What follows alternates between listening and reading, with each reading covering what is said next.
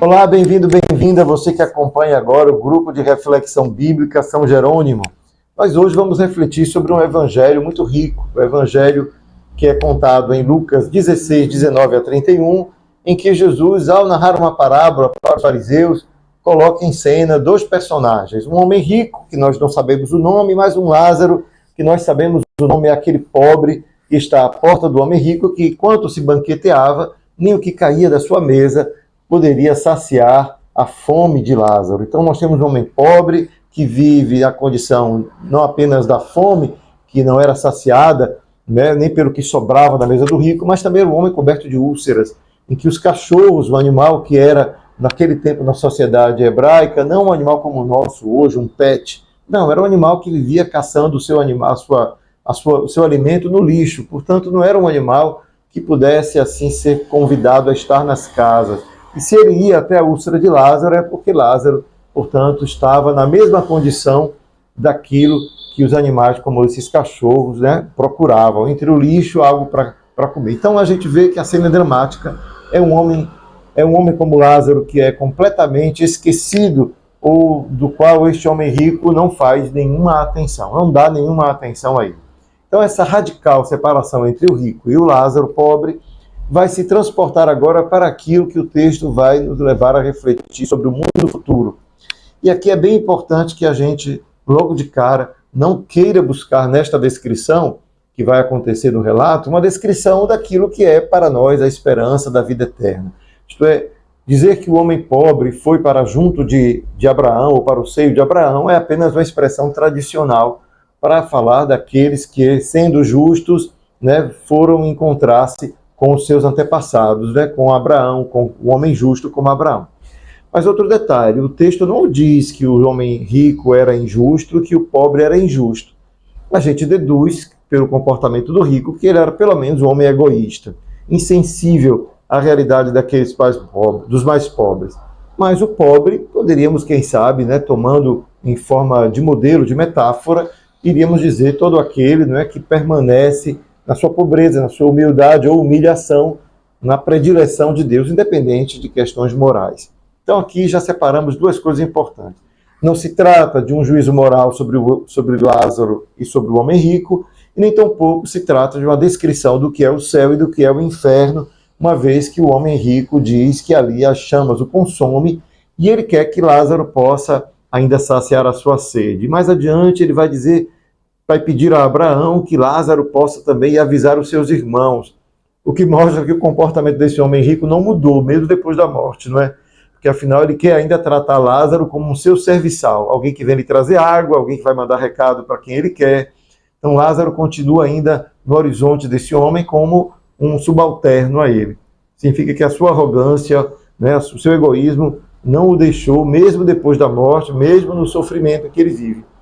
Então, o que nós podemos aqui olhar é que esta parábola ele ilustra algo que Jesus já havia dito antes, o seu ensinamento nas bem-aventuranças. Né? Bem-aventurados os pobres, porque dele é os reinos dos céus.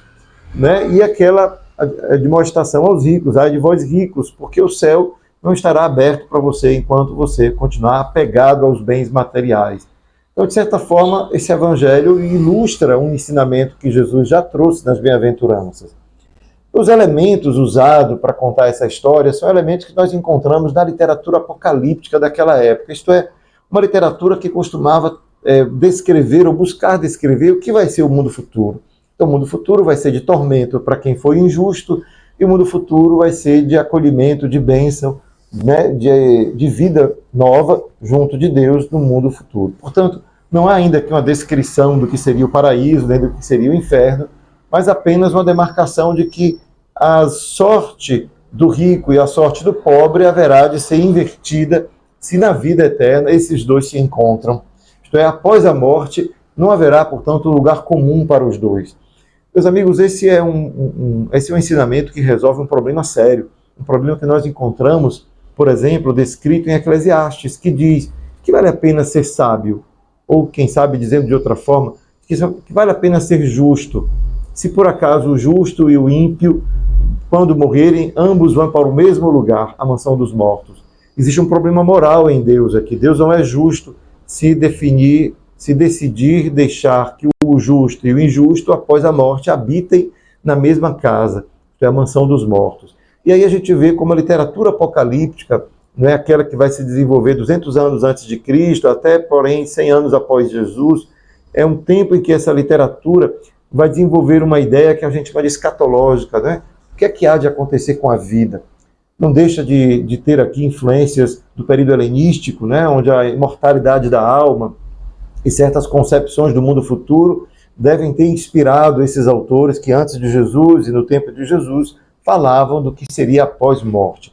Então, nesse momento, esse pós-morte está defendendo uma ideia que poderíamos dizer assim, que devolve a Deus a justiça, porque não seria justo que Deus desse a ambos, o justo e o ímpio, o mesmo destino. Por outro lado, vemos ali nessa descrição simbólica, né, de o pobre Lázaro que está junto de Abraão e o rico que está sofrendo tormentos, um abismo entre eles. A gente pode dizer assim que esse abismo que está entre os dois impede essa comunicação, essa passagem, né? A comunicação não, porque o rico continua conversando com Abraão, não é coisa curiosa, coisa que não faz parte, portanto, do imaginário, daquilo que a gente compreende que seja o mundo futuro. Mas nesta parábola, Jesus permite, não é, contar a ela, introduzindo esse diálogo do homem rico com Lázaro, que através de Abraão, né, é ele quem fala, Lázaro não fala, através de Abraão vamos conhecendo qual é a circunstância daquela história. Né? O rico que de repente quer impedir que os seus irmãos, né, possam passar pelo que ele está passando.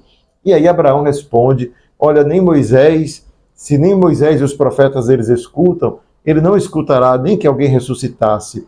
Né? O que ilustra esse outro aspecto da história, né? Mostrar que a forma como aqueles que estão enraizados, que estão apegados aos bens materiais, é tão profunda que nem todos os milagres do Antigo Testamento, nem mesmo um milagre maior como o da ressurreição, é capaz de dissolver um coração endurecido pelo pecado, pelo apego ao dinheiro, pela cobiça, pelo egoísmo.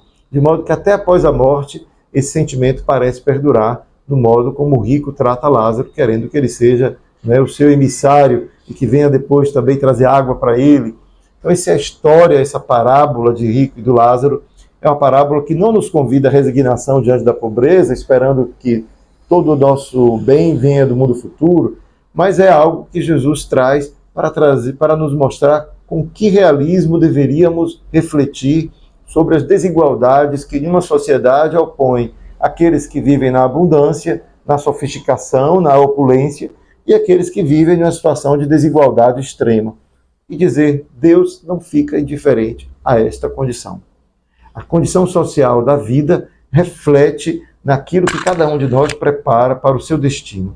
Então é neste destino que se joga, portanto, o nosso agir neste mundo. É dessa forma, então, que Jesus convida a viver a bem-aventurança com a consciência clara de que as nossas ações não são indiferentes àquilo que se prepara para nós no mundo futuro. Este mundo não reduz tudo, não se resume a tudo aquilo que podemos viver, a nossa vida se prolonga, essa é a expectativa, mas ela será uma consequência da vida que tivermos levado aqui. E que Deus, sim, não é indiferente e a sua justiça haverá de prevalecer em algum momento da história. Esse evangelho, portanto, é um grande evangelho de reflexão social, sobre o valor social da pregação, daquilo que Jesus nos ensinou, e compreender que o reino de Deus começa já agora. Não é? É agora que a gente começa a construir, né, a nossa passagem, a nossa vivência, de modo a experimentar no reino de Deus entre nós. Que este evangelho nos inspire a sermos cristãos cada vez mais engajados, comprometidos com o mundo em que vivemos.